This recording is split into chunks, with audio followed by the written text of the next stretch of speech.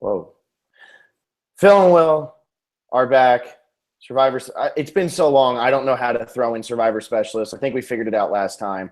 We haven't podcasted in an entire week. The merge happened. A lot has happened. Neil got medevaced. Believe it or not, they merged. Wait, maybe we're an episode off still. Maybe we watched the wrong season. I think they merged. I was watching Palau. Is that not what we're? I don't know, man. Hopefully we can do something here. There was a merge, I think, somewhere on an island. 3 tribes came together as one. A guy lost his knee, and here we are. It was 2. It was 2 tribes. Come on. We're not that bad. Now, we can't correct ourselves by being wrong. So it was 2 tribes. We do know that. The fact that you still can't – it's so easy to do to say Phil and Will Survivor Specialist. The fact that we haven't said it awful. Maybe instead of starting with Phil and Will, we start with Survivor Specialist, Phil and Will. Like it's a colon. Who are the Survivor Specialists? Well, it's Phil and it's Will. I guess we can do that. I don't know. I'm so used to saying Phil and Will are back. And then I got so used to not saying it because it's been a week. So like here we are. So Survivor Specialists that are henceforth named Phil and Will. We are here. We're gonna recap the merge episode. We are going to do our power ranking. We are going to do pretty much everything fun here. I don't know what else we're going to do, but this is probably going to be long. This is going to be thorough, hopefully. Looks like the preview's hyping up some Girls Alliance coming up this week, or at least like there could be a Girls Alliance that comes up this week. Looks like there's going to be a couple betrayals, maybe. It seems like the girls are going to try to start working together a lot. And if anybody watched Neil's Ponderosa, CBS gave us a good 2 minutes of Neil talking about how his whole goal now is to get in shape so he can be back out there on the show again. He doesn't think it's crazy for him to think that, and they gave him like really epic music behind that. Look into it what you want. Was Neil the most exciting player? No, but Survivor does have a way of rewarding those who are injured by at least trying to give them a second chance. So read into it what you want. But if we are going to Ponderosa video, I didn't think he had a chance in hell to come back, but that was some video. If we are going to read into it, though, wouldn't you read into it saying he didn't get that card at the end that says like he's fully recovered and he wants to come back? Because that's what Caleb got. I mean, Caleb got like this heavy dosage of like they pretty much told us, look, Caleb's coming back. Neil did not get that. Yeah, but Caleb was also Caleb was like passed out on the beach. Neil was just his knee was injured. Right. Like they never gave us that for anybody else. I mean, Caleb like literally was like people needed to be told that he was okay. Right. You knew he wasn't going to die. He said he felt fine. He went for like a 4-mile run right after he got his surgery. So he's good.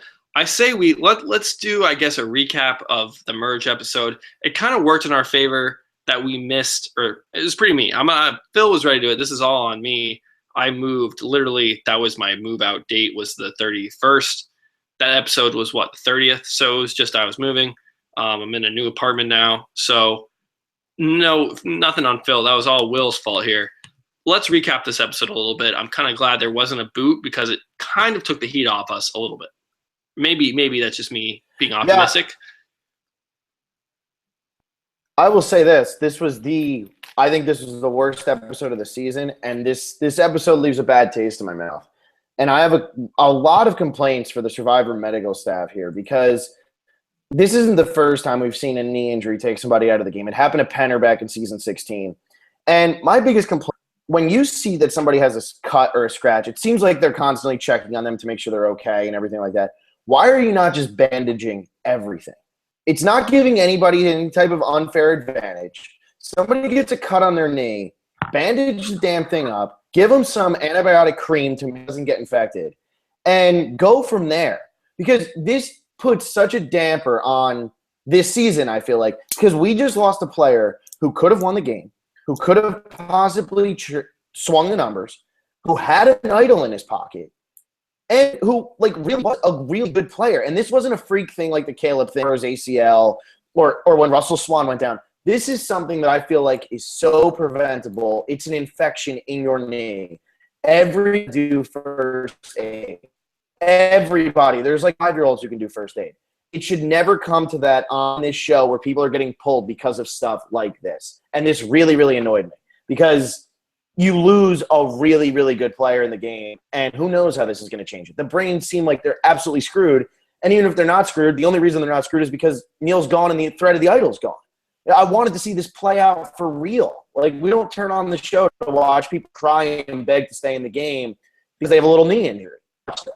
So I was mad about this one. Yeah, I hear completely what you're saying. I mean, it is preventable, and I think even Fishback was saying that they had, I think, kind of extra treatment for second chances. It was like at Cambodia at this location. They knew how it was. So I think, from here on, I'm not saying it's a good thing that happened, but it is, we are 31 seasons or 32 seasons into the show. So it's not like, it hasn't been a problem the whole time. It's like the problem arose for this one season where it seemed like almost half the cast has some type of infection. And we think we're almost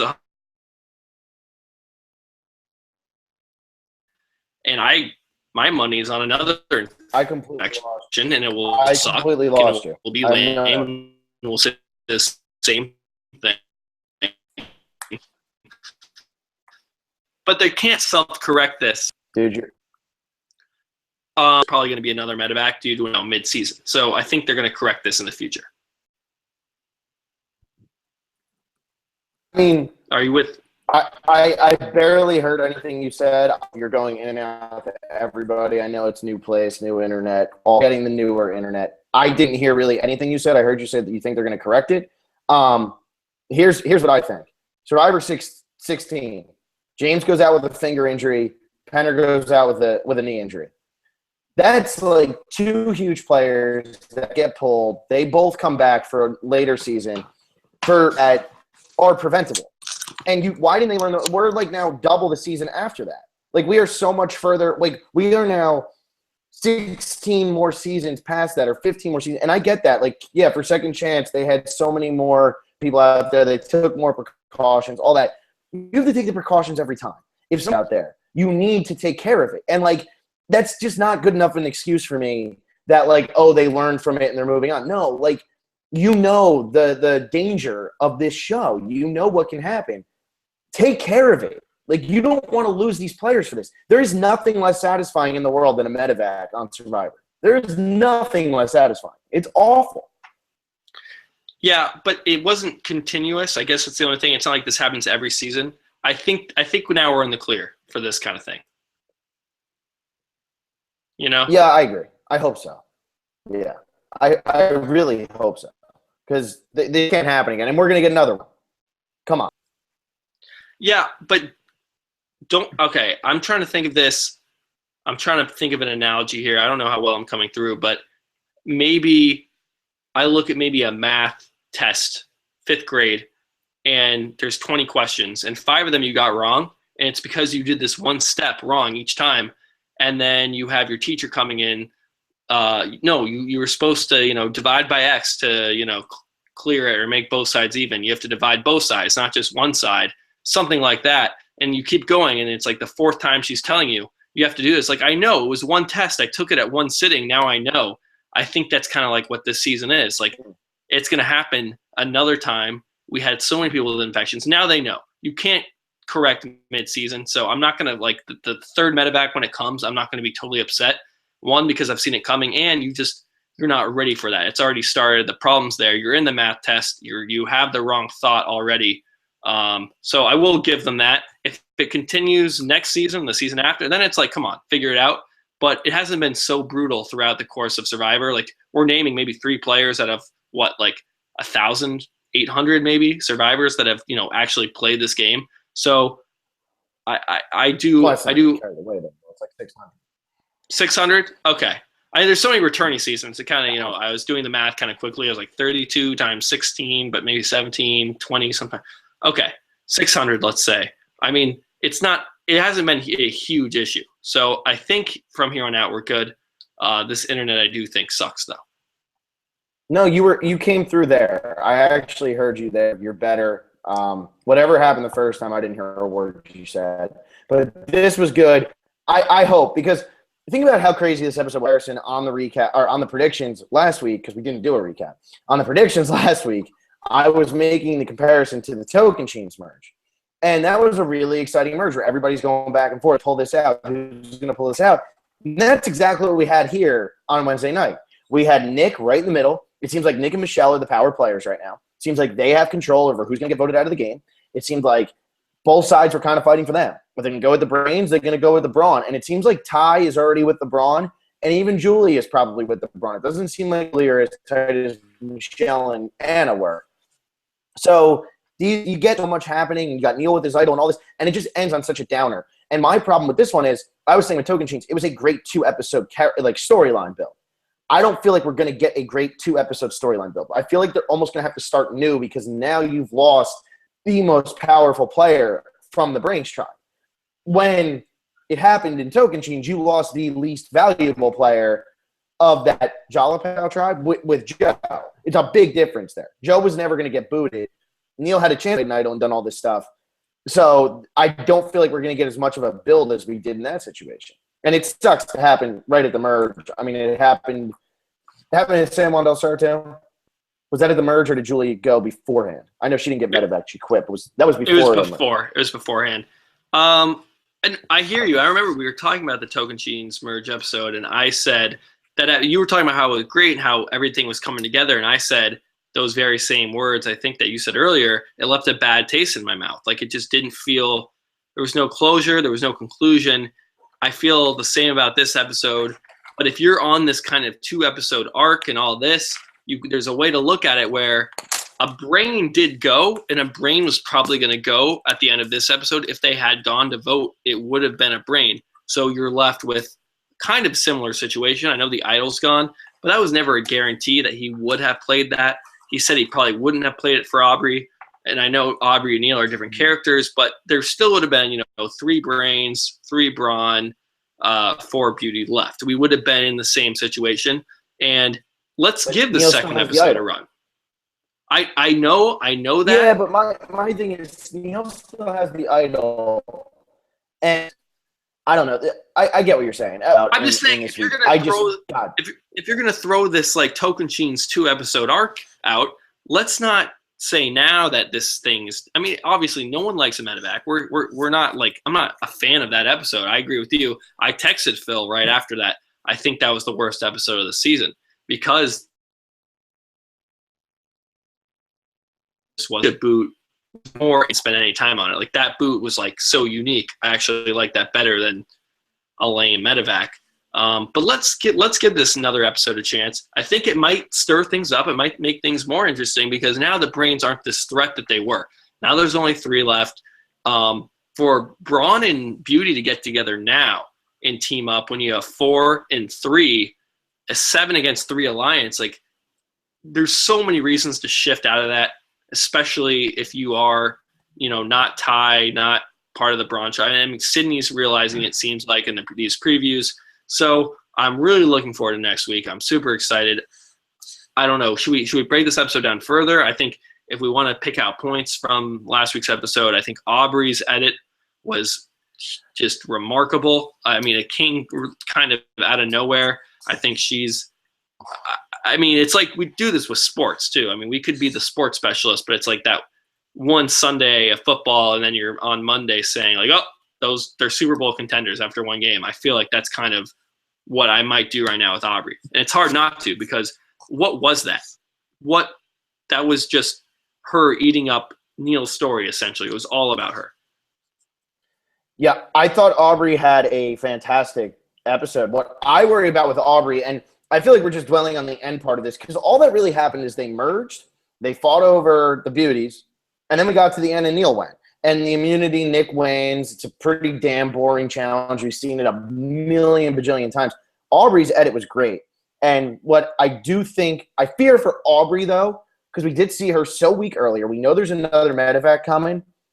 And antibiotics, when you're not eating and not drinking, and this is going to be antibiotic to make sure that it doesn't turn into a serious infection. So this isn't going to be like some weak antibiotic. This is going to be, I feel like this is going to be like a real deal here. like anybody who's ever had like an antibiotic for some sort of cut, it's awful, whatever the hell they put you on. So I worry for her that by being dehydrated and being hungry, she might, because she's on the antibiotics, like she might end up just like kind of withering away. Because God, it sucks being on antibiotics when you're at home laying on a couch all the time. Like being out on an island and suffering like that. I mean, that's crazy. Like that's gonna really, really hurt her forward. Yeah, I mean, the way we're talking about this is like, oh, give everyone antibiotics if they have cuts, but then antibiotics might even make them worse. It's almost to the point where I wish they could just have a little bit of food, just give them enough food to be happy. And I know it takes out so much of the game, but when the show first started, like the premise, it was based on everything about survival and like outdoorsy stuff. Yeah, you have to live with these people, but you're going to vote people out based on like, you know, who's providing a camp, who's getting firewood, who's cooking the food. You have challenges. And it just, we're so far away from that 32 seasons later. I mean, everyone wants advantages, idols, voting blocks, voting units, even like it. And look, I'm not saying we should suggest this, but it's almost like, man, I wish everyone could just be okay and, you know, not make it Big Brother where they're just in a house. But I love the tropical wilderness. I love the isolation, but it is like, damn, if Neil didn't have to go and if no one else has to go, it would be a better season. It would, and this is my problem. The antibiotics that they're going to give Aubrey, those are going to be like whatever. She's going to take them orally, whatever the hell she's going to do. The thing with Neil that bothers me is you give somebody like Neosporin or whatever the heck, I don't know. Like obviously that's probably not the strongest one or whatever. I don't know. I know we have doctors who listen to us or med students who listen to us, so I don't want to get corrected on all this. But you give somebody some sort of antibiotic ointment on their Band-Aid, it's a lot easier to handle because it's not like messing up your stomach. It's not making you super dehydrated. It's just going on your skin. It's not completely destroying you like an antibiotic that you're actually going to put into your system is doing. So that's my whole thing. It's just preventative stuff. I don't want to dwell on this too much, but it did annoy me. I think, though, Nick, where the hell did that come from? Where did this episode come from for Nick? Because I don't really mind Nick. I just thought that he was going to be an invisible douche the entire time. And he made complete sense. He was playing so friggin' hard this week. And everything he was saying made sense. He's just still too arrogant, and he doesn't realize it. But he's nowhere near as arrogant as the Brawns. So, like, where did this come from this week? You know, I can tell you where it came from. He was on a tribe that was going to tribal until Neil went home. That's what it was. You look at Neil, or you look at Nick throughout the season, has never had any time post-challenge. This was his first episode of the season where after the challenge, he was at the camp. So maybe this is what he's just been kind of sitting back. Look, I haven't had to do anything this entire time. Now I finally have to vote someone off. I'm going to, get the wheels spinning, start making moves, play the game. So I think that probably is the answer. It might be too simple to say that it was just that, but I'm going to stick with that for now. But his edit exploded, man. He went from like being a nobody to he got 11 confessionals tonight. 11. He had 12 the entire season, and then he gets 11 last night. That's crazy no matter who you are. I think Aubrey had 8, and her edit still blew up. But to have 11 and like never be in danger of going home, like Nick was never going home. That's crazy. I still fear for him that he could go and he could get blindsided because I think he's still playing too arrogantly. I think him, Scott, and Jason are all going to get blindsided out of this game at one point or another.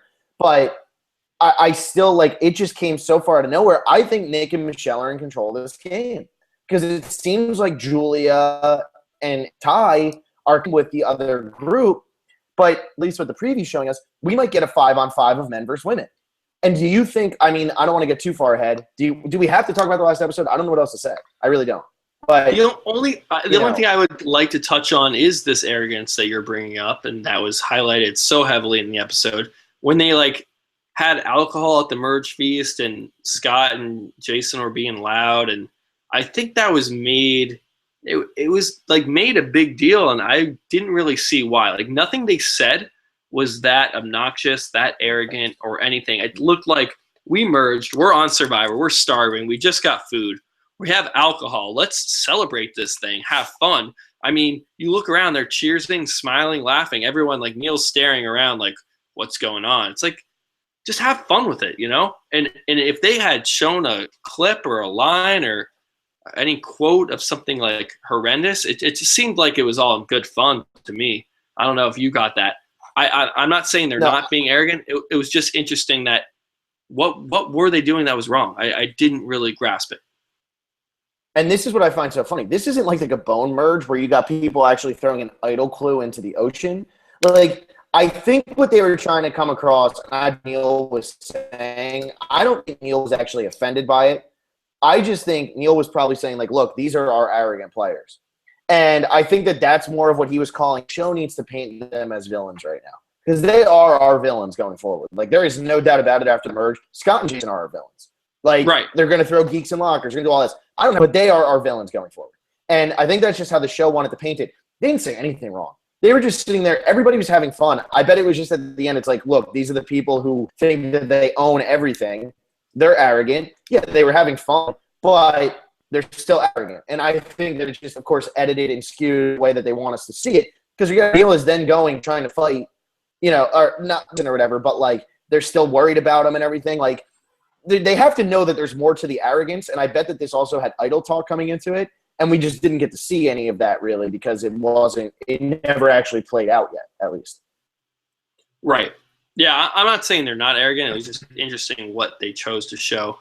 They are, when they talk like one-on-one, they are extremely arrogant. I just seen that situation they showed. But yeah, that's about it from that episode. I wish we would have recapped it. We would have gotten way, more detail into Aubrey and everything about her. But we can get into all that stuff while we do our power rankings, while we talk about next episode. We had 2 previews. The weekend preview was pretty much a Girls Alliance preview, which I think will happen, and I think will eventually win out. We've said that all season. A woman winning is like very likely. So I'm kind of down. We haven't really seen a successful women's alliance since. I mean, I guess you could say San Juan del Sur, but that was such One World. Yeah, One World really is the last time we've seen it. So, like the fact that at the end of San Juan del Sur, it was 3 women sitting at the end. That wasn't because it was a women's alliance. Like that was never really a women's alliance. Jacqueline was always with John, and Baylor and Missy were just going to be together. Like that's an obvious one. Keith and Wes. I mean, that wasn't a women's alliance. So that's it. I would say probably since One World, but. One thing that I do think we need to bring up, and I know people are giving Neil so much shit for this, and that's why it needs to be brought up. Him not giving Aubrey the idol. Because this is going forward now, so now we're talking predictions. That moment, Neil even said this in his exit thing. One, he was so shocked that he was about to be pulled. Like, this was the only thing he had to hold on to from their wanting to be on the show for so long. So he's like, in that greedy moment, he's like, this is all I have left. I'm taking it. But he also brings up the great point, and this is, I don't know if I would give her the idol either if I really wanted her to win the game. And this is, if you give her the idol, you're in front of everybody, and she's going to be targeted next no matter what. They're going to be trying to get rid of her while all going to know she has the idol, and it's going to put a huge target on her back. So it was very hard for him to do it. It wasn't like he got like a side moment with everybody where he's like, don't worry, I'm going to give you the idol. And he also said that Aubrey said she would have no problem backstabbing him at any time. Like, said that right to his face at one point. So, like, there's a lot going on out there. Like, you can't really just base on that. There's a lot going on that we're not seeing. So I don't have a problem with Nick not giving Aubrey the idol. Yeah, Neil.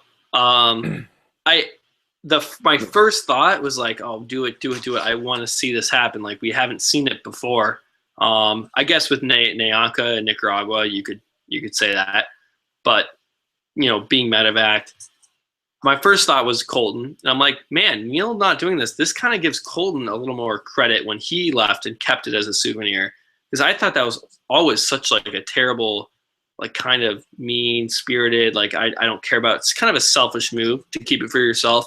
But then hearing Neil actually explain it, like you're in the moment, you're getting medevac, and like he had such a great time out there, and he honestly, he didn't say the quote like as a souvenir, but he pretty much was like, I needed something to take from that game and remember it. I had such a good time. I did not think that was legitimate when Colton said it. I thought it was just to be snarky and be like, control everyone and let everyone be at your kind of will. You get the idol when I say you get the idol. But it wasn't that. I think that really is something like this changes people's lives, and this is a true experience. And having like one piece of wood or one necklace really can go a long way, and just like holding on to that. So at first I was a little surprised, but I get totally what he said, especially with it would put a target on Aubrey's back. If he couldn't do it, discreetly, it really isn't a good idea. So I kind of like it. I'm in with Neil. Yeah, and the other thing with Neil is he really thought he was going to win this game. And he was in a great position to win this game because he could have almost pulled a Terry where you just hang around long enough that once your alliance is gone, it wasn't like he was going up against one solid alliance. There were cracks. There was going to be cracks in the Brawn versus Beauty. So even if the Brawn and Beauty take out all of his alliance, if he can somehow get through it with his idol, he's going to be fine because they're going to need to come to him at some point. So, like, he really thought he was going to win this game. He thought he was in a fine position. So, like, spur of the moment, like, oh, my God, I'm getting pulled from this game. I have no problem with him doing this. I think, like, sure, like, it makes sense. Whatever. Doesn't put a target on Aubrey's back. Now Aubrey's got to claw out on her own, but I think it's easier to claw your way out without the idol than with the idol if everybody knows you have the idol. You know what I mean? Like, I think that everybody knows that Neil left with the idol, and this makes it easier for the Brains. Yeah, there's an idol gone, and now there's just less people total. They're just less of threats. You have Aubrey, Debbie, and Joe. Like, well, I mean, when we picked our fantasy team, I mean, I took Liz, I think, number 1. You snagged Peter up, and then Neil, I think, Neil was on your team? Like, right? No, Neil was not on nobody's team. Oh, wow. Okay. But I think if you were going to go and say, Neil. Who are your like top 3 contenders for Brains? They would be like Joe, Debbie, and Aubrey. Well, Debbie and Aubrey, I think. I lost. There's Joe is still a little. I'm just saying we did a 180 on the players preseason that we thought for the Brains tribe. I guess let's just get into power rankings now. Like I said earlier, the no boot kind of helped us because we don't have to recap of decisions and that. So that kind of helped. We don't have to get too into it. But let's roll with the power rankings here. I have Michelle at number 1. I just wanted to say that before you say that. We have this talk of the Girls Alliance. She seems to maybe be spearheading that. She's in the middle. We thought, she would be a decisive vote in the merge. The vote never happened. I still think she's in that position. Her edit's been good so far. So Michelle, number 1. I'm kind of guessing you have the same thing. Shockingly, I do. And now I'm really starting to talk like some shit to people who I said preseason Michelle's going to win. I'm really starting to like feel it a little bit. I'm starting to feel like she really could actually win this thing. Like people, a little false ego, a little false optimism. And now I'm sitting here, I'm like, she could really pull this off. We're getting the vibes that the woman's going to win the game. She's right in the middle of 2 alliances if it doesn't turn into a women's alliance game. If it turns into a women's game, her and Julia will team up. And I wouldn't be surprised if they pull over Sydney or they pull over Aubrey because Aubrey is not like Debbie. And it seemed like Debbie and Sydney got along, but Aubrey's not like that. I think Aubrey would fit in a little bit better with Michelle and Julia. I don't know if that's crazy. I don't know if I'm insane for thinking that, but they're closer. But it seemed like Sydney and Debbie really did kind of hit it off. Michelle and Debbie did hit it off a little bit too, but I don't know. I really, really like Michelle's position in this game right now. She doesn't have the idol, but if somebody's going to try to idol somebody out, like let's say that these Brawns, they vote for Brawn and they vote for Brain, and you get Jason plays an idol, and even let's say they vote for Ty, 2 people who play idols in this thing. Nobody's writing Michelle's name down as the 3rd person. They're voting for somebody on Brawn or they're voting for somebody on like. She's just really not in danger of even having her name written down this week. It's crazy. I mean, maybe she will go home, but I just don't feel like she's in danger right now at all. Yeah, I'm more with you in the like, not in the terms of no one will write her name down. That I could see that happening. I just don't think the numbers will swing that way. She, like you said, she just really is in every possible majority. Like, and not that the women can have a majority because it is 5-5, but if that does pick up steam and she pulls a Nick, she's there. She's with the Beauty, who are already in the middle. Seems like she has a good relationship with the Brawn, good relationship with the Brain. So if she wants to move, she kind of decides where it goes. So I'm in on Michelle for number 1 here. It wasn't that hard. I'll roll with number 2. I have Julia at number 2, just because it seems like she is with that Brawn click. But if Michelle wants to flip, or if Nick wants to flip, and I guess it's not flipping yet because nothing's really been, the line in the sand hasn't been drawn, as that episode title has come up 100 times, but that hasn't happened yet because of Neil's medevac. If anyone wants to kind of sway and maybe go with the Brains, who now have 3 people, who now don't have an idol, who they're a little bit more inviting to work with, they're not going to target Julia. They're going to target Kyle. They're going to target Scott, maybe even Sydney. Although it looks like Sydney is thinking about coming over to the middle as well. So I think Julia, good spot. Have her at number 2. Yeah, I have Julia at number 2 too. I'm actually going to use Julia as my eliminator. I'm going to use Julia as my eliminator pick here. It's interesting. We're getting down to the eliminator pick here, and I only have 4 people left. But if I run out of people, Will already lost, so I win. So even if I run out of people, I win because I never actually lost one. It sucks though because Will, you've used 3 of the people who are still left in the game. Could you seriously, if you did not pick Jenny round 2, you would have made such a run at this? It would have been like you would have easily beat me. I feel like. Yeah, no, and I mean that was just an outlier, crazy Jenny boot. I mean that came out of nowhere. So because I've used Scott, Aubrey, Nick, Sydney, Debbie, and Kyle. Everybody I've used is still in the game except Caleb. And if Caleb didn't get medevac, he'd still be in the damn game. So, like, I've used everybody who's still playing. I just used them way too early. Right. Yeah, I haven't really thought about my eliminator. I always kind of just think of it on a win. Maybe I go. Maybe I go Debbie this week. I'm feeling. No, that's not good. Debbie could go. Let's keep rolling through power rankings. It'll come to me. I'm not worried. Okay, cool. I got Julia too. I know it's Johnny Beartech. He's got like a mad crush on Julia, and he thinks that Julia's getting a winner's edit. He also asked us, what are the chances Julia would go on a date with me? You have a better chance of going on a date with Julia than Julia winning this game. She had no confessionals in the merge episode. Everything was played up for it. Everybody else had a pretty good episode. Even somebody like Joe, who really didn't have much of an input, he gave the whole, look at me, I'm so far on the bottom. That chicken is more worthwhile than me. We got nothing from Julia in an episode where she should have been in a swing position. And we got 11 confessionals from Nick and 8 from Albie. A lot of those could have easily been given to Julia.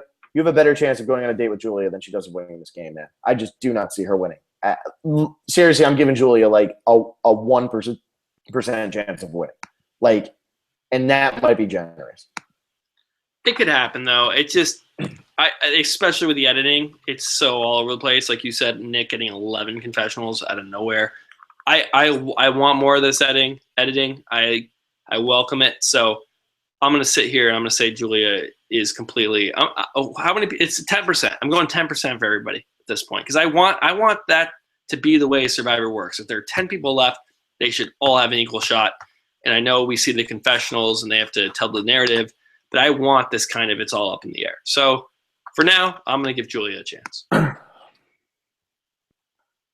right, you can give Julia a chance. I'm just saying, I'm not. I'm going to go at 3, and I'm going to put Ty at 3 because he has the idol.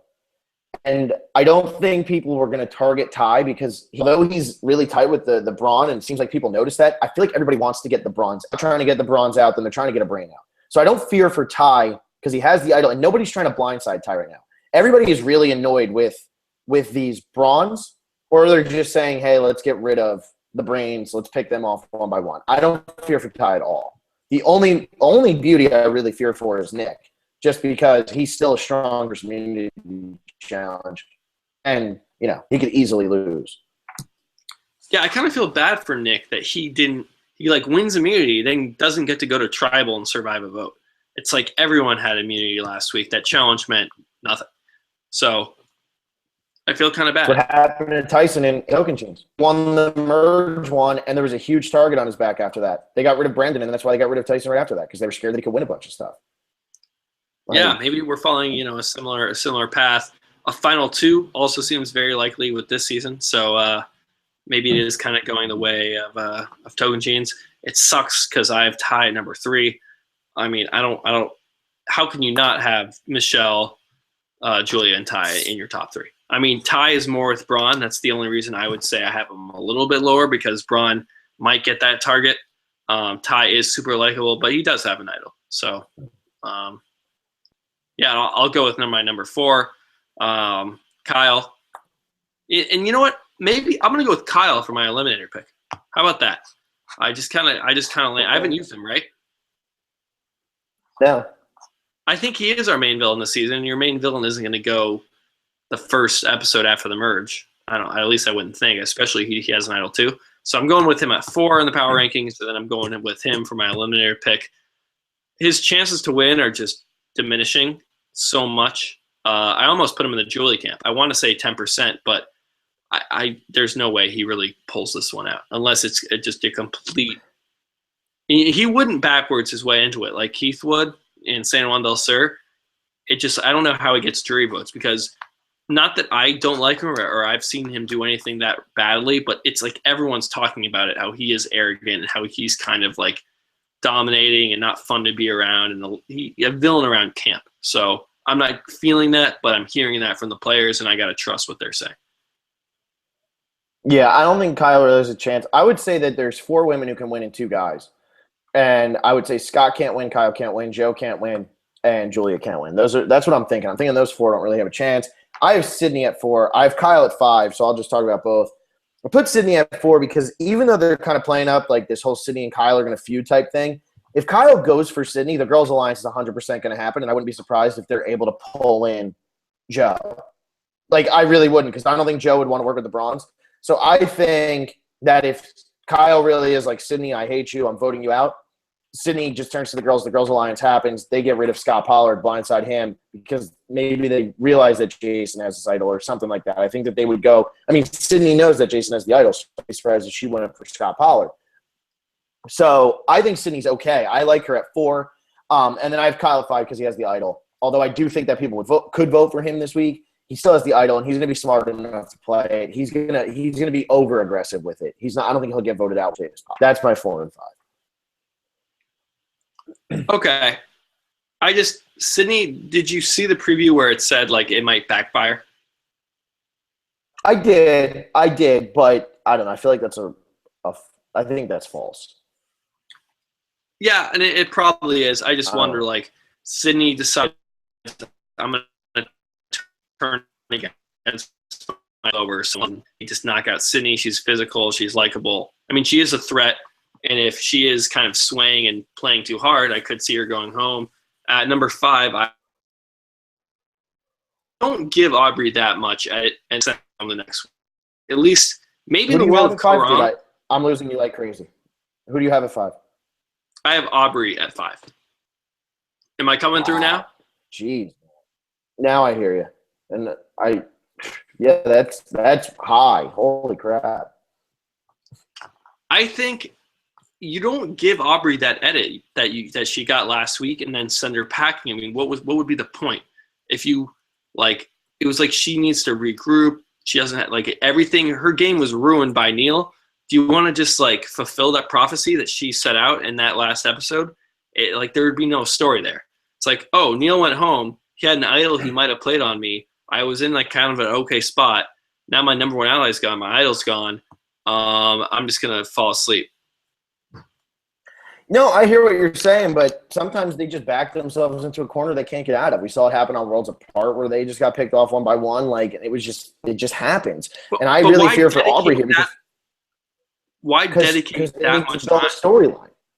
Because they need to build the storyline. There was no storyline for that episode. Right. If you don't focus that much on Aubrey, nobody gets out of last episode with any sort of storyline other than Nick. So, to have Neil go, you had to build up Aubrey's storyline because it's now she is the underdog. But if she could easily not come back this week, I feel like she could easily just be being set up for a boot. They just need to give you something that at least gives you some sort of hope after Neil gets taken out like that. Yeah, but it's a storyline, not a story dot. It's not just, boom, this is Aubrey. Now she's gone. I don't know. If we got so much from her, I would be shocked if Aubrey went. I don't know, man. So you'd be shocked if Nick went this week too? I wouldn't be shocked because Nick's been built up. I mean, Aubrey had a pretty decent edit before that. Nick's kind of been built up as a buffoon, and he won immunity, and he was doing so much last week. I could see that edit of playing too hard, playing himself out of the game for Nick. Aubrey she's been getting the CP edit for a while. Like, we've got a lot of insight from her. I don't think she goes. Okay. At 6, I don't know where. I don't know how low you have her, but I mean, there's only 10 players left. To have her at 5, I don't think that's that crazy. It's not insane. I think a guy is in trouble this week. Although I'm going to put Nick at 6 because you have Nick at 6. I feel like Nick definitely not safe. But it would take a lot for him to go this week. There'd have to be a lot of crazy idol play, a revote where people have no idea who they're voting for, like literally no idea, because it seems like they're going to vote for a Brain and they're going to vote for a Brawn. And if that's the case, when you revote, if both sides play an idol, somehow the Brains get one. Both sides play an idol. When you revote, you're going to vote for a Brain, you're going to vote for a Brawn. Like, it would take a lot for Nick to go home this week. I feel like the feud is still between who are the beauties going to side with more than anything. Yeah, and maybe they won't side with anybody. They might do that Girls Alliance. I don't have Nick at 6. I actually have Debbie at 6. Debbie, I'm trying to put, like, remember when Peter was talking about, like, how she's a great person to take to the end because she's just kind of a crazy woman? I think when you get this low in numbers and you're down to 10, people start thinking that way, and I think people, they see Debbie as like a coach type, as a delusional type. She's not really a physical threat. Yeah, she's annoying. That might be why. I mean, she came up to Ty. We didn't really touch on that at all, but she came up to Ty, was like, "You're in my alliance, and let's do it. You're in." Are you good, Phil? What's going on? Sorry. You were turning into a monster robot, dude. That was really weird and really annoying, but you're good. I heard everything you said. It was just really annoying. Yeah, she was playing. That was another thing we probably should have talked about. Out of everybody being aggressive and arrogant, how embarrassing.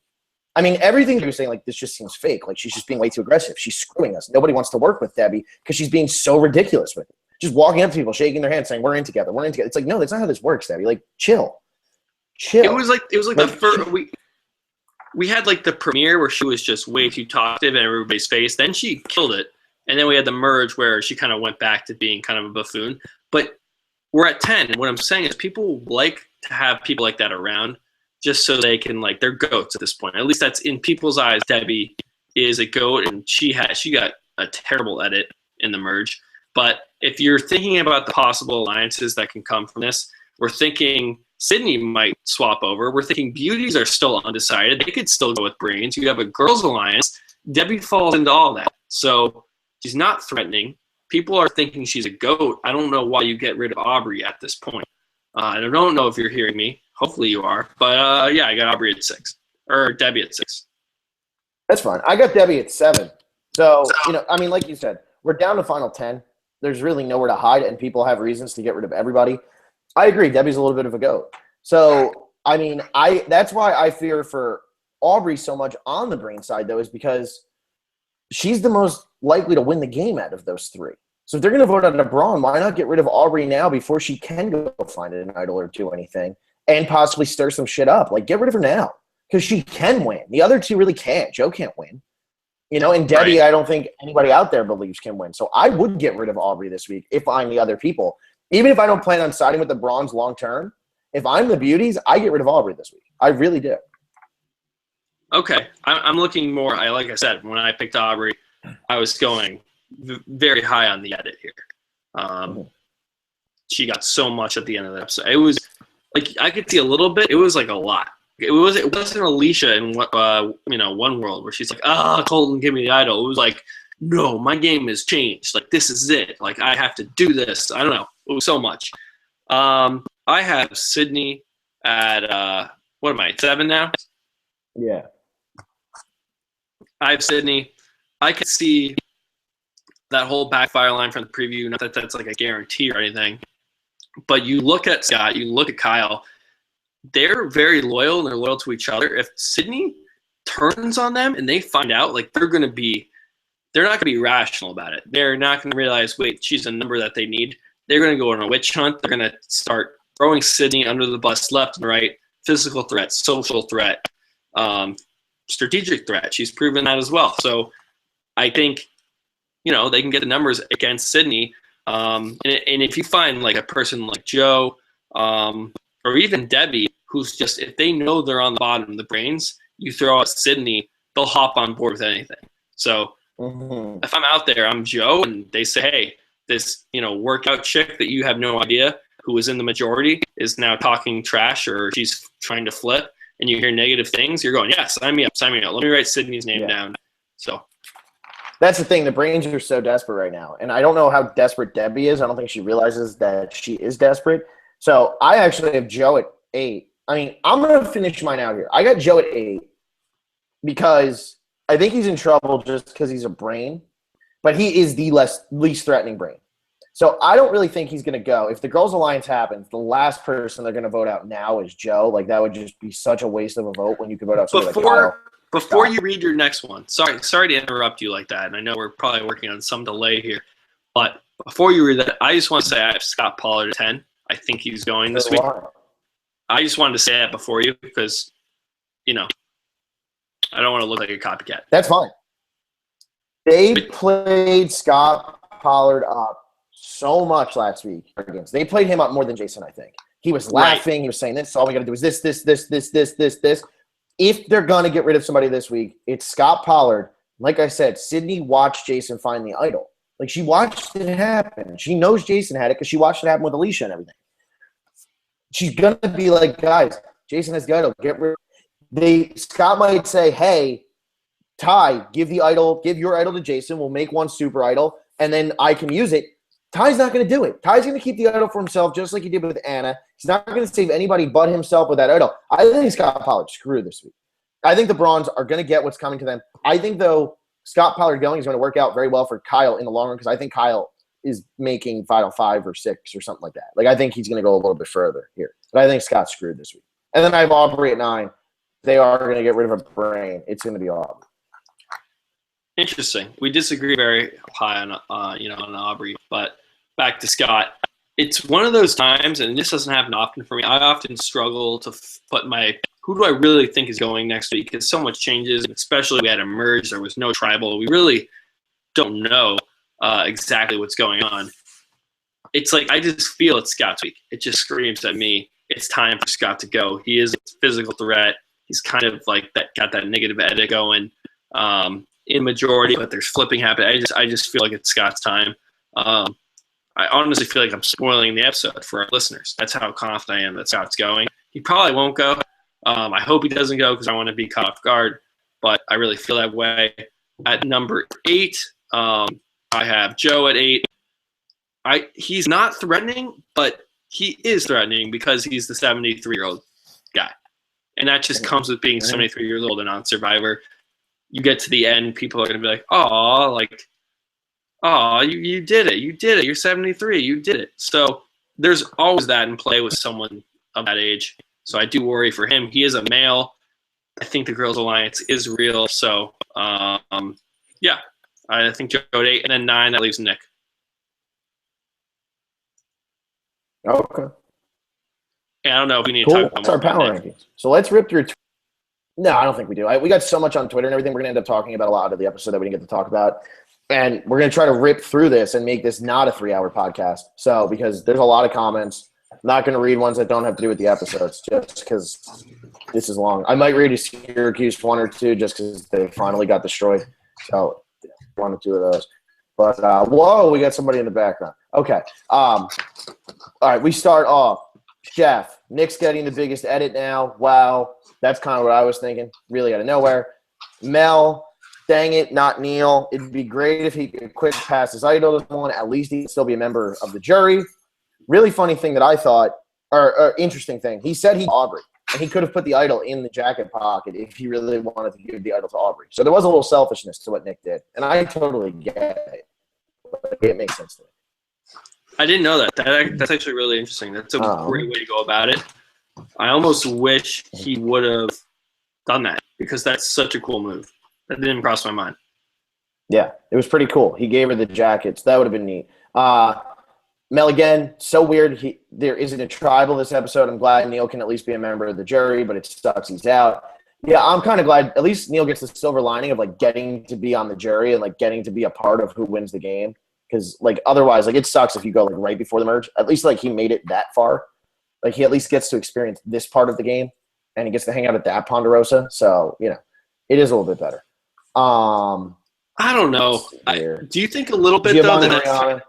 Oh, go ahead. do you think it's kind of like overplayed that, like, oh, you're a member of the jury, it's an honor to just cast a vote? I think all of these votes, at least in recent seasons, have been just blowouts. It's like your vote really doesn't matter. I guess hanging out at Ponderosa is cool, but I'd rather go on that vacation if I'm kind of borderline. Hang out at Ponderosa. They sit there. If you're the first person who goes to Ponderosa, go back and watch the Token Chains Ponderosa. Brendan and Tyson had the most fun of like anybody ever.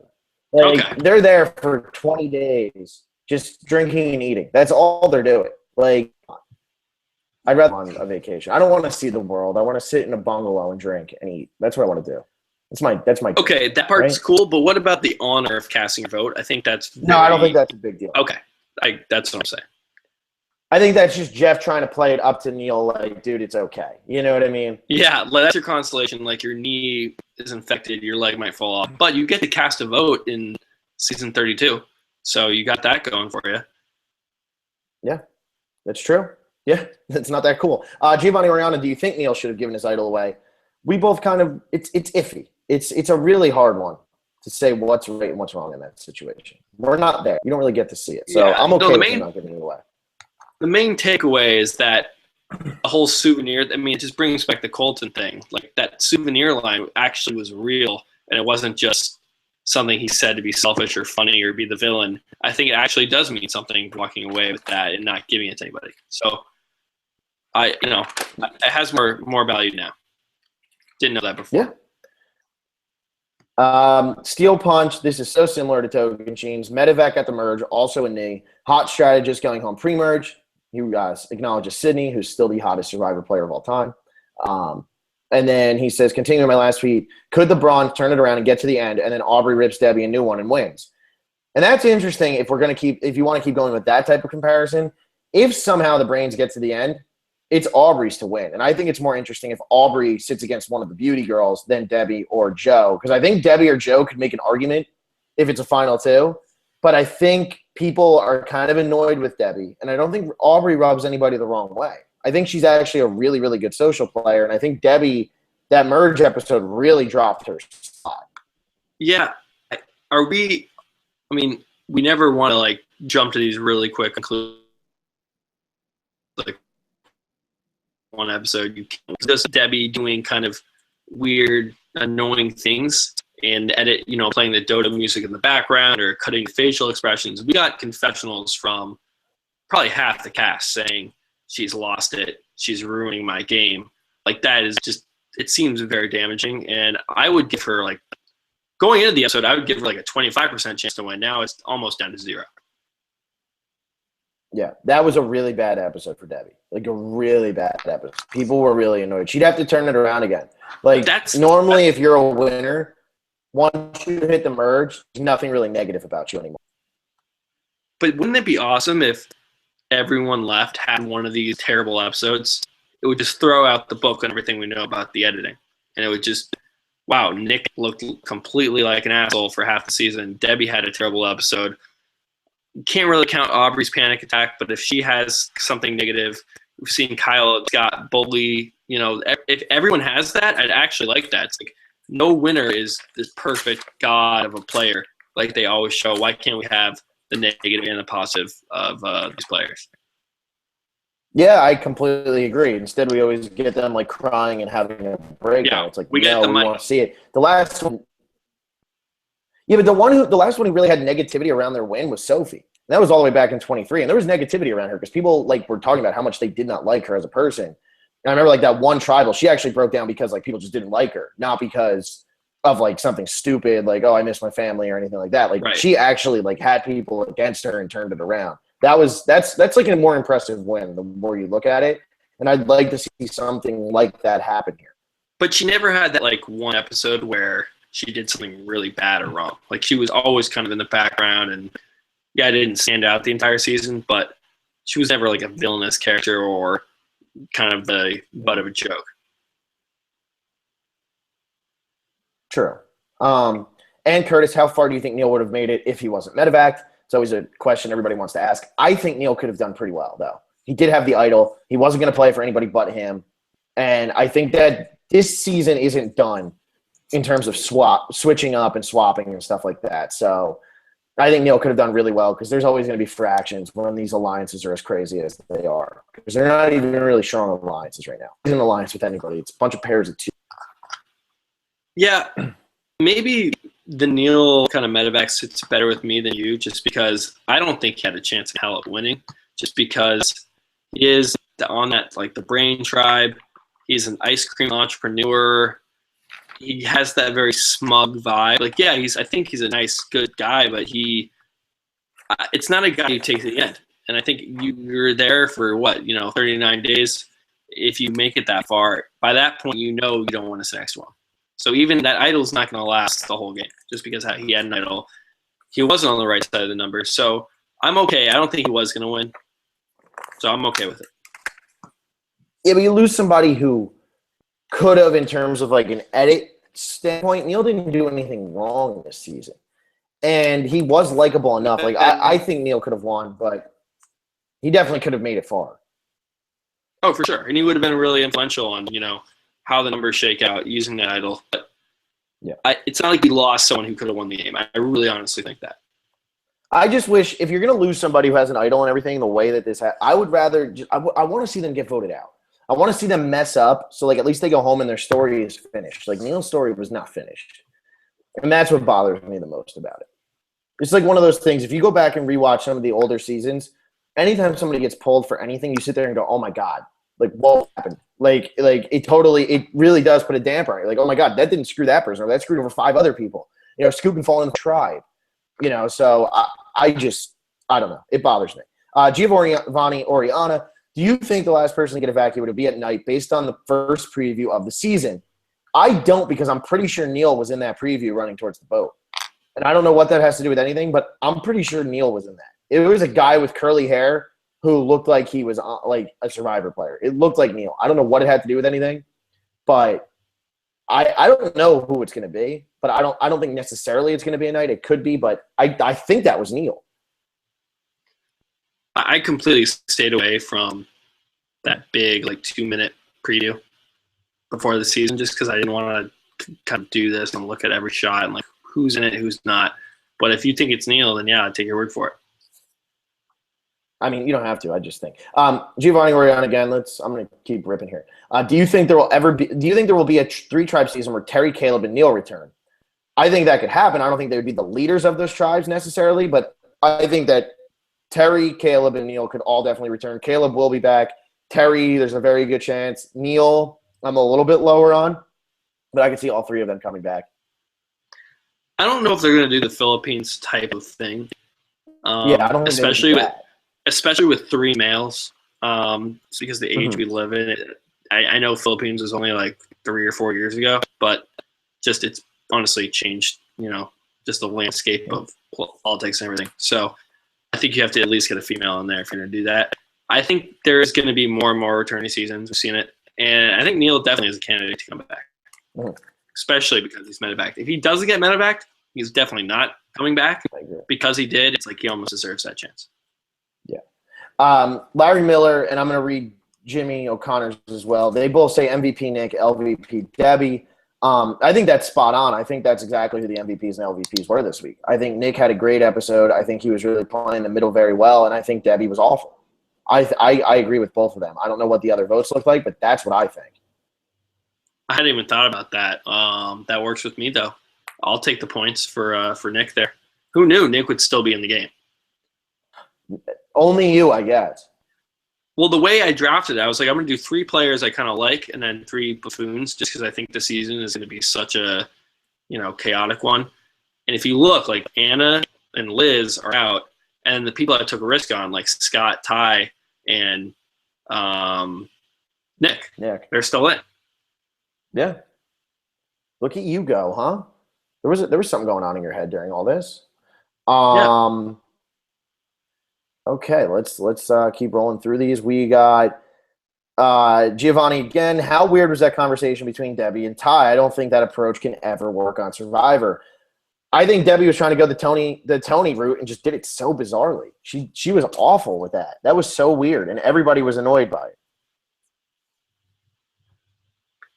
Yeah, it's hard to say just because maybe they had talked before, and that was just kind of a 1-minute scene out of context. But it was pretty aggressive. Debbie's been so good this season; it was kind of shocking to see. Johnny Talks Sports, have you noticed in the past seasons that the ones with the idols have made it the farthest?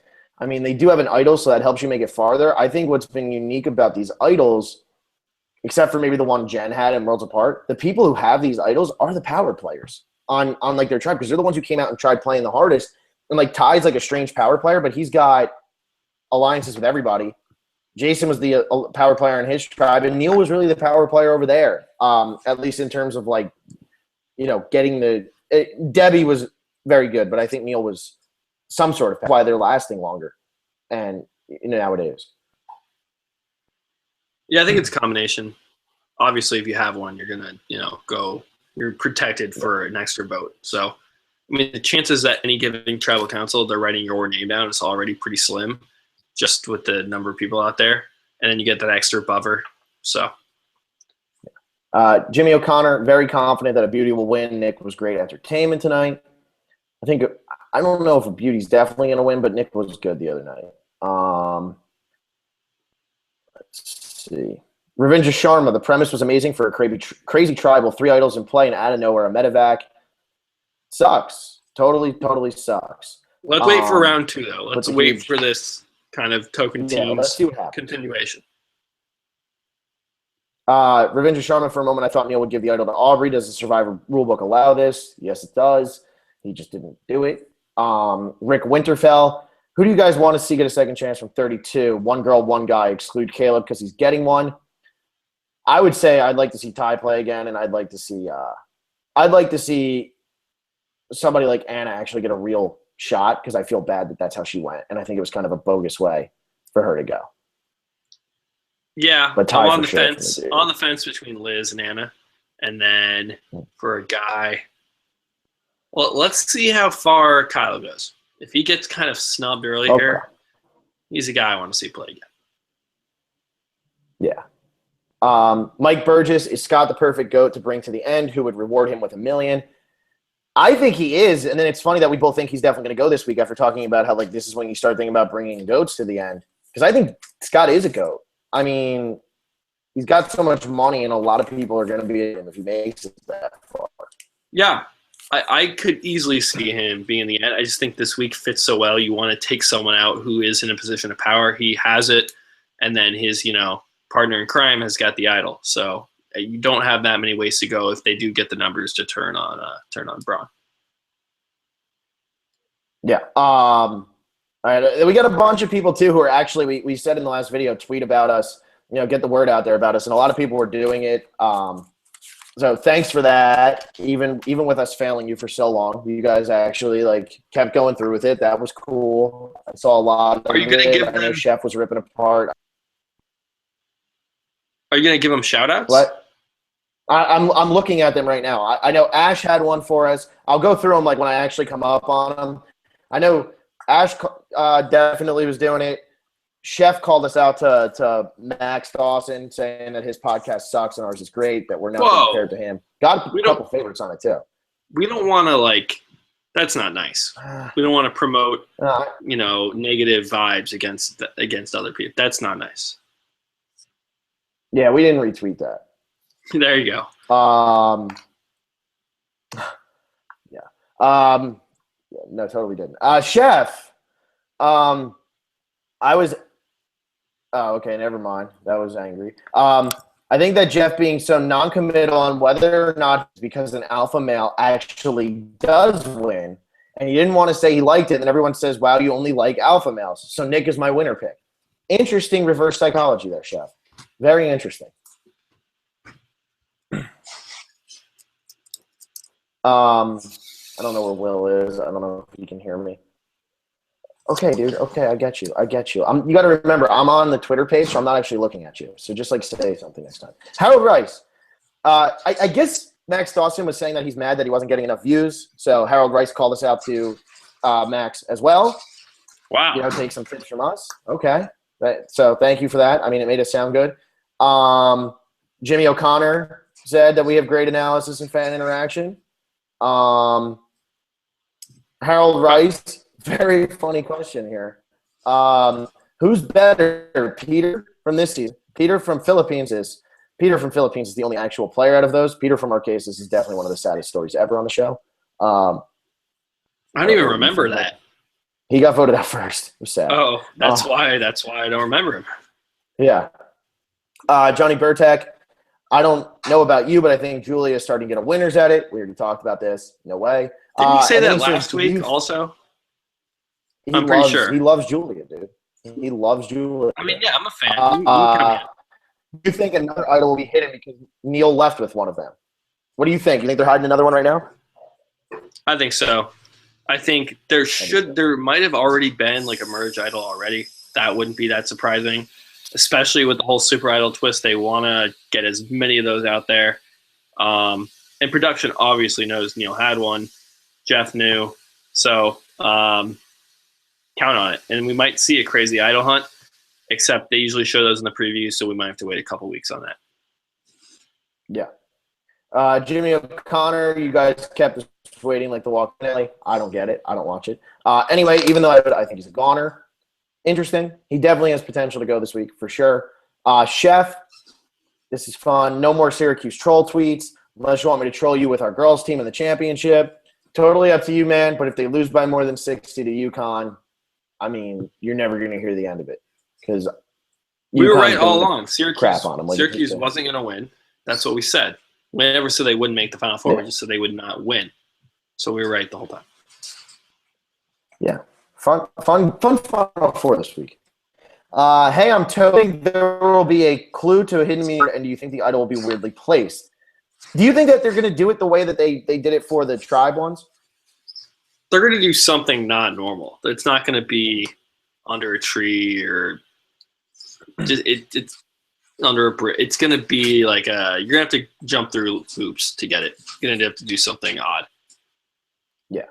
Hopefully it's not as stupid as the Jeremy one. Hopefully it's something cooler than that. But that was so Toby, lame. Yeah, that was awful. I'll read these next two together so we can just answer it at once because I know we want to read a couple here. Hey, I'm Toby says these both. Do you think survivors learning from the past mistakes such as Rick to stop making players invisible? Also, thoughts on the new immunity necklace and also what is an eliminator pick? They still were making invisible characters. So they were still making invisible characters like last season and stuff. Like Kelly Wigglesworth was still invisible. So every season they've so much learned, but I think they're getting better. I honestly think maybe this season the votes weren't that complicated, and they had to like make stuff up and give a more evenly edited season because they couldn't tell a narrative how they usually do it. I honestly think that might be the case, and I think that's why we're getting a better edited season, and I'm all for it. Yeah. And to answer the other questions, the immunity necklace, it's an immunity necklace. Eliminator pick, we each pick a person each week. If they survive that episode, you can only pick each person once. Last comment on Twitter, God the block. I told you guys Aubrey made a bad move getting rid of Peter. If Neil didn't get evacuated, she would be gone. We're still there. She's still – like Peter would have just jumped ship. There's no way Peter was staying with the Brains. So it didn't really make a difference. There's no way he was going to stay with the Brains. All right. So let's go to YouTube. Hang on. Okay. Say something. Well, what are you doing? Say something while I'm going to YouTube. Oh, okay, cool. All right, we only have 4 on here, so this isn't bad. We start with Henry Alford. During Neil's Ponderosa, Neil talked so much about playing again. I think Neil has a fantastic chance to come back, but there are a lot of people who could also return. Could they do another season like the Philippines? We got this question. Would they do the medevacs? I don't think they're ever going to do something like the Philippines again. I just think that there's a good chance that these people who get pulled from the game without finishing it out come back just because they have a storyline that's already built in. Like Terry could easily come back. It's going to be a fan vote. They're going to do a fan vote. Jeff has talked about how that was so influential last season that the players played harder because they knew fans voted them in. They just weren't playing for themselves. And yeah, they could do a returning season where there's just one person in each tribe, but then you're wasting pretty much you're only using 3 returnees, and it's classified as a returning season. Why not get a whole group of 20, 18? I think Neal is certainly in the mix for that. Peter Rubenstein, do you hate the preview where it tells us there's a blindsided tribal? I absolutely hate it now. We already know it's not Aubrey and won't be blindsided. Easily could be Jason or Ty going home with the up. That's very true. I don't know. They always hype, but they always hype it. I would be more concerned if whenever they said blindside, if it was always true. But I think they used blindside for like PG last season. It's like they toss it out there and it doesn't mean anything. They use it so much, I kind of blind it out. I hear the word blindside, I'm like, all right, well, we'll see after, when it comes, if it is one. But bring it up, it's probably not going to be the obvious brain boot that we kind of predict. Yeah. Sean Mose, 3 tribes. Three tribes seasons are great because the smartest strategy is to level out the numbers between the 3 tribes, resulting in chaotic. You think we'll see 2 tribes seasons in the future? Producers most also literally every person to be voted out of Kaoh Rong up to this point is campaigning for a second chance. Personally, I don't want to see any of them return. What do you guys think? I think that's a good group that you could bring back because there's a lot of people who have a lot of game left to play. I completely agree with you, though, about the 3 tribes season. You start with 3 tribes because you don't want one to have a huge advantage, and that's what makes the merges so chaotic and so much fun. Yeah, I hear that, and I also agree. But at the same time, it's not like 2 tribes doesn't work. It's not that you can't have a 2-tribe season and you're missing out on a whole bunch of fun stuff. I mean, 3 tribes has its intrigue, but you see with 2 tribes, it's often more competitive. Maybe the tribe swap, it's not so predictable.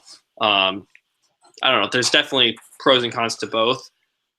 There's also the argument that we like the 3 tribe season because it is way more rare. Like there's only been 5 of them ever. So if it happens every season, we might kind of get sick of it.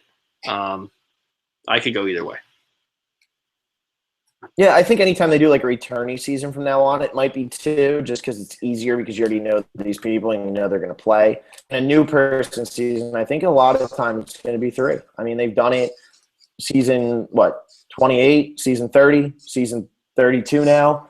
I mean, the only one they didn't do it in was San Juan del Sur, and that's because the whole theme didn't fit with it because they had to do blood versus water. So, right. I think that they like the 3 season or 3 tribe season. Production knows this. They're onto this trend. They're happy to do it. Fans are liking it, so I wouldn't be surprised to see more of it. Yeah. That's all the comments. That's every last one from this episode. We didn't do all the ones from the last thing, but that was a lot about what do you think is going to happen in the episode. So the episode already happened. We already saw it. So yeah, that's cool. And this will be interesting coming up, though. Yeah, I'm excited. I'm excited to finally. Yeah, we didn't even talk about it. What's the merged tribe name? Like Dara or Dara? Yeah. Again, they skipped out on the naming of the naming scene.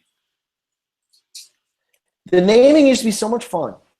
When Rob had them name it after his kid's stuffed animal, I always thought that was the greatest, Alrighty, well, thanks for listening. We'll see you on Wednesday. Be sure to subscribe. I guess vote for MVP and LVP. It seems like we kind of have that locked down. But if you disagree, let us know. And, we can always change that. But it seems like Nick has got the MVP, Debbie for LVP. You got anything else, Phil? Nope.